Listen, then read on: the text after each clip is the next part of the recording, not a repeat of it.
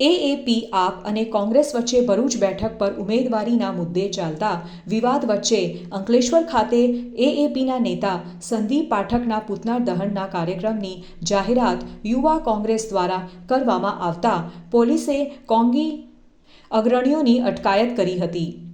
તારીખ 14મી ફેબ્રુઆરીના રોજ આમ આદમી પાર્ટીના ગુજરાત પ્રભારી સંદીપ પાઠકે ભરૂચ જિલ્લાની મુલાકાત લીધી હતી।